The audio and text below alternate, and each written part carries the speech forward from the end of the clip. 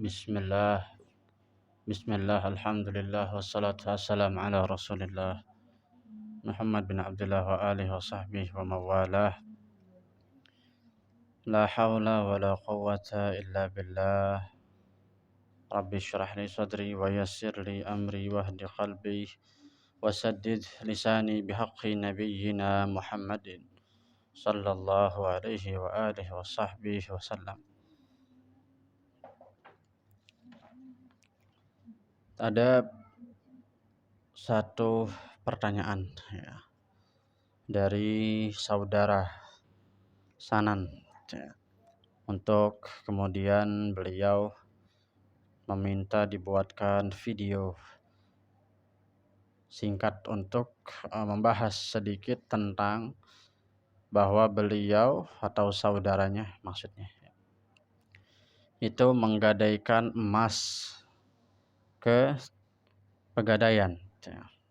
Pegadaian yang dimaksud ini tentu pegadaian konvensional ya. Pegadaian konvensional itu pegadaian biasa yang tidak syariah. Ada pegadaian syariah, ada pegadaian konvensional, sama sedangkan bank syariah dengan bank konvensional. Ya, umumnya yang kita tahu pegadaian konvensional, pegadaian umum. Di mana saja ya, tanpa menyebutkan satu label tertentu ya, pegadaian di mana saja.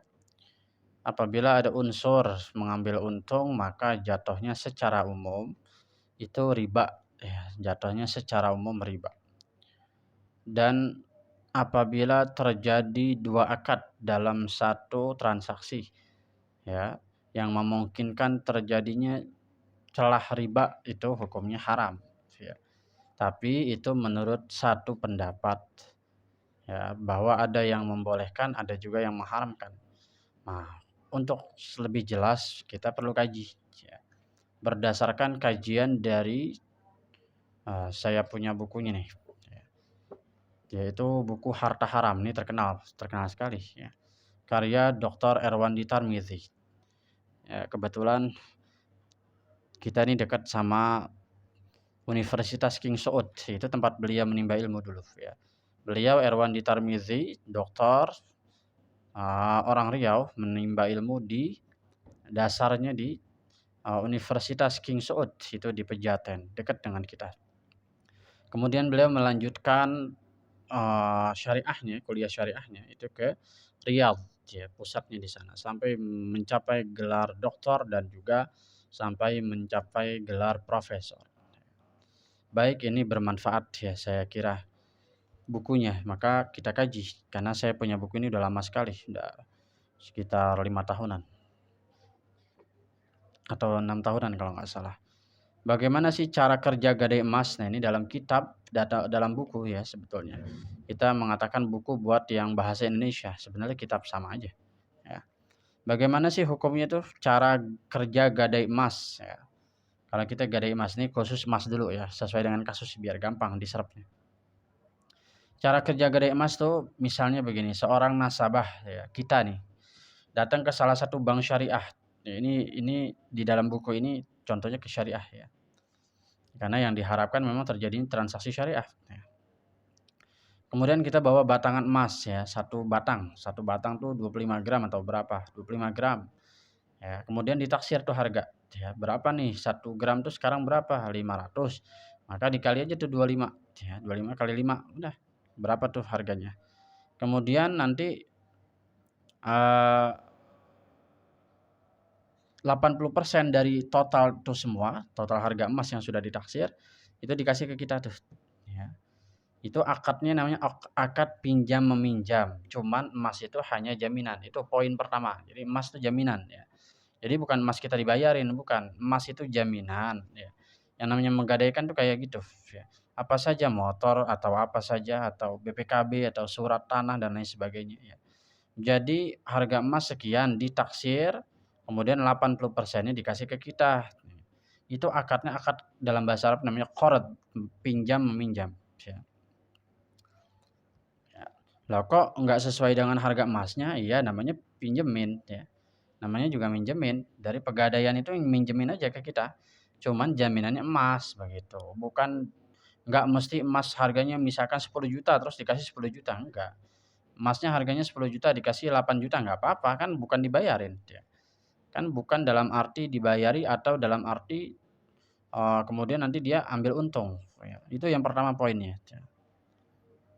Beda lagi kasusnya dengan ambil untung, nanti kita lihat, ya. Kemudian bank syariah itu membebankan biaya, ya. Biayanya berapa nih? Misalkan semuanya total biaya jaga dalam waktu 1 bulan minta 100.000, ya. Nah, itu akad yang kedua namanya ijarah, sewa, ya. Padahal dari awal dia menggadaikan emas itu harganya sekian, kemudian dipotong 80% buat kita. Artinya ada kemungkinan jika itu emas kita nggak tebus, dia untung 20% kan begitu kan. Ya. Kemudian habis itu dia ngasih akad yang kedua lagi, ijarah, sewa. Artinya dengan itu dia membebankan uang jaga, administrasi kalau bahasa sekarang, bahasa halus sebenarnya. Sebenarnya uang jaga itu. Nah, itu 2 akad namanya, yang kayak gini itu nggak boleh sebetulnya, ya. Nah, manipulasi semacam ini, ya, seperti tipu menipu, seperti tipu, bukan dia niat menipu, bukan. Tapi memang kita hidup di lingkungan yang nggak lepas dari sifat yang kayak gini, ya. Karena memang kita nggak bisa utuh lepas dari yang namanya sifat-sifat riba, kan itu udah diatur oleh dunia sedemikian rupa, makanya kita sulit melepaskan diri dari ini.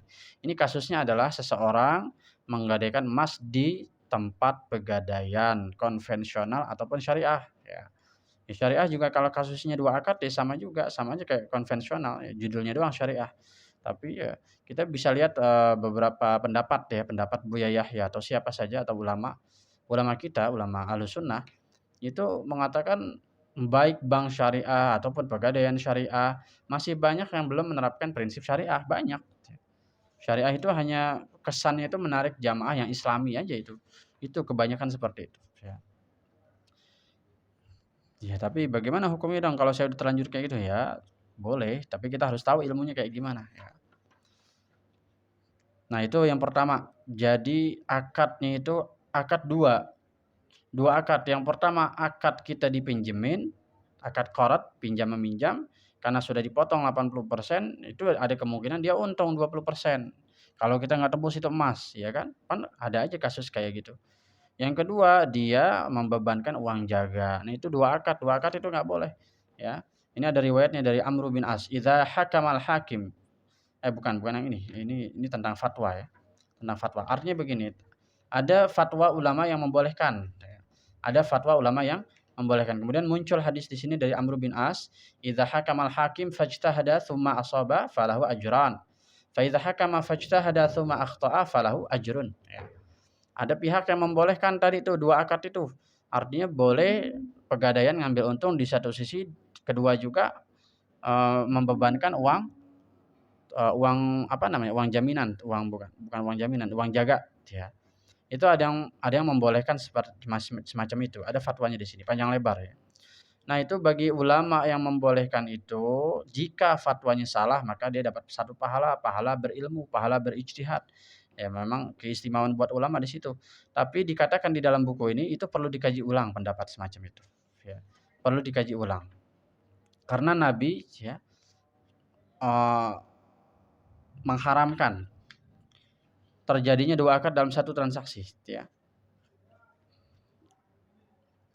La yahillu salafun wa bai'un, ya. Wala syartani fi bai'in wala ribhu ma lam tadman wala bai'u ma laisa indaka. Tidak halal menggabungkan antara akad pinjaman dan akad jual beli. Itu salah satu contoh dari transaksi 2 akad, ya. Akad pinjaman yang mana tadi tuh, akad pinjaman, ditaksir harga emas 10 juta misalkan. Kemudian kita dikasih 8 juta, itu satu udah pinjam meminjam, ya. Ya adapun emas itu hanya, kalau embel-embel jaminan. Kemudian habis itu dia minta juga dipotong ongkos administrasi, itu dua akad. Karena ongkos administrasi artinya ongkos jual beli, dalam arti dia minta untung di situ. Yang kedua dia minjemin tadi pertama itu. Berarti itu 2 akad, itu yang nggak boleh. Ya, makanya dikatakan di sini, kalau mau begini, ada A dan B, ada dua konsekuensi, 2 jalur, 2 opsi. Yang pertama, nasabah tidak membayar ongkos penitipan emas, itu yang pertama, karena sudah ada resiko kehilangan, ya.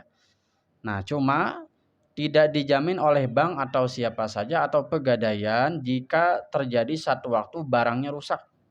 Ya, misalkan gini, kamu, berapa berapa lama nih ngambil? Saya 2 bulan atau 3 bulan, kemudian 3 bulan hilang rusak, nggak bisa dituntut dong, karena nggak ada ongkos jaminan. Ya, artinya itu pegadaian itu hanya menjadikan emas atau barang itu sebagai jaminan, ketika diambil lewat waktu rusak, hilang, ya saya salah sendiri nggak diambil, kan begitu. Jangan ada tuntut-tuntutan atau juga, barangnya sedikit rusak, berkurang atau sebagainya. Ya namanya juga nggak bayar ongkos, ya. Itu ada resiko ke situ, ya.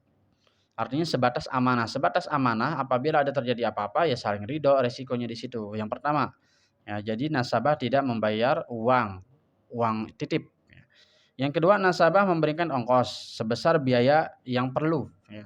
Misalkan begini, ini nanti ada aja nih resiko, administrasi, ya. Misalkan saya ya resiko administrasi itu banyak, ya.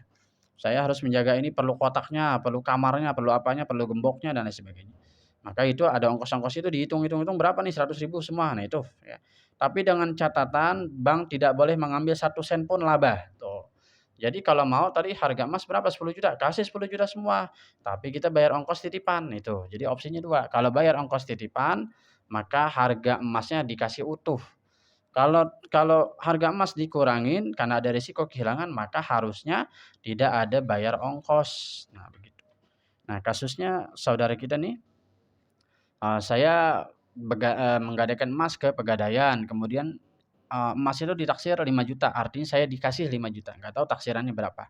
Saya dikasih 5 juta nih, kemudian, eee, saya kena biaya 35.000, biaya apa? Biaya ongkos simpen. Itu pertama, berarti sudah ada jual beli, sudah ada untung di situ. Tapi kemudian saya dikasih tahu akan membalikkannya itu dalam waktu 1 bulan atau berapa saja temponya, itu 5.125.000. Nah, udah 2 kali untung itu Pegadaian, ya. Kemudian dia mengambilnya sudah gitu nggak kurang dari 1 bulan lagi. Kemudian dia mampu diambil 1 bulan kurang 2 hari, tadi kasusnya tuh, saudara Sanan di WhatsApp saya. Itu beliau orang apa, Jalan Kiai Haji Syafi'i Adzami kalau nggak salah, Cipete. Ya, mudah-mudahan video ini bermanfaat buat beliau dan juga semuanya. Ada hikmahnya, ada pertanyaan gitu, ada hikmahnya yaitu kita jadi berilmu dan mengkaji ulang dan juga manfaatnya buat yang lain juga, ya. Eee, nah itu udah 2 tuh, rugi dibayar ongkos, karena ya hal itu bayar ongkos sebenarnya nggak rugi, ya itu resiko, namanya kita ke Pegadaian. Tapi yang jadi masalah adalah kita membalikkan keuntungan buat si Pegadaian itu sebesar 125, udah 2 kali untung. Itu mengandung riba. Nah, transaksi riba kayak gini nih harus kita istighfarkan, ya. Sebenarnya masuknya nanti dikhawatirkan harta haram, dikhawatirkan harta haram, ya. Ada kehilangan, resiko kehilangan, di satu sisi kita harus membalikan lebih, ya. Artinya lintah darat secara halus itu. Nah, ini menurut buku yang ada di sini. Kita tidak tahu pendapat ulama yang lain, tapi di dalam buku ini juga dikatakan ada ulama yang membolehkan kayak gitu, ada. Tapi ulama yang membolehkan dikatakan perlu mengkaji ulang. Artinya yang lebih kuat adalah seharusnya ya, umat muslim saling bantu-membantu. Memang ini yang udah repot ya, di akhir zaman kita udah kehilangan orang-orang baik. Artinya kita tuh kalau mau transaksi seharusnya sesama muslim aja. Sesama muslim, sesama kita nih maksudnya. Kita kita pandang ada orang mampu, siapa nih, Pak Haji atau siapa saja. Kita kasih emas ke dia, kita taksir harga berapa, kita minta jaminan apa, kita minta ongkos apa, bukan apa, jumlah emas. Jumlah emasnya berapa? 5 juta, ya udah kita minta 5 juta. Nanti, saya kasih ongkosnya kalau kira-kira udah beres saya tambahin, 5.100.000, atau nggak usah diakad lah, ya misalkan itu Pak Haji orang baik, kita minta tolong dah, minjem tapi ini jaminannya emas nih begini-begini, nggak usah gade deh bahasanya atau bagaimana saja. Nah ini tolong menolong yang semacam ini memang kita udah kehilangan di masyarakat cara bersyariat semacam ini yang susah. Nah makanya orang-orang kita banyak kejebak ke bank dan lain sebagainya itu. Ya, maka diharapkan dengan adanya, apa namanya, saling tolong-menolong tuh sesama muslim, ya, kedekatan sesama muslim inilah pentingnya kita kadang-kadang apa, kumpul dan musyawarah, berjamaah dan lain sebagainya, supaya terjadi kehangatan dan keakraban. Kemudian apabila ada masalah semua teman-teman kita bisa tahu. Ya nanti ada solusi bagaimana, kalau memang sudah terjebak kita bantunya bagaimana nih. Itu yang kita kehilangan tuh di masyarakat tuh ya. Udah agak sulit nih ya, makanya saudara-saudara kita yang kejebak ke bank, ke Pegadaian, apalagi lintah darat, nah itu ya akhirnya jadi kasihan. Nah, itu mudah-mudahan nanti kita apa itu, gimana solusinya tadi, harta haram itu? Artinya saya sudah riba ya, istighfar, mau nggak mau terlanjur terlanjur kejadian gimana? Nah, buat pelajaran lagi kalau bisa besok-besok cari orang baik. Nah, orang baik itu yang susah Mang, ya. Insyaallah kalau kita usaha insyaallah dapat ya. Wallahu a'lam bishawab. Ini ilmu aja. Tapi kalau kita sudah terlanjur melakukan ya kita tinggal apa, istighfar aja ya. Wallahu a'lam bishawab. Al-Fatihah. A'udzu billahi minasyaitonir rajim. Bismillahirrahmanirrahim. Rabbil alamin arrahmanir rahim. Iyyaka na'budu wa iyyaka nasta'in. Ihdinas siratal mustaqim. Shiratal ladzina an'amta 'alaihim ghairil maghdubi 'alaihim waladdallin. Jadi jelas ya poinnya tadi itu ada unsur riba di Pegadaian tadi, yaitu kita harus hindari itu, ya hati-hati. Ya kalau kadang-kadang kita suka kepepet memang, kepepet bagaimana caranya, bagaimana, ya emang harus digade dan lain sebagainya. Itu yang sulit di zaman sekarang.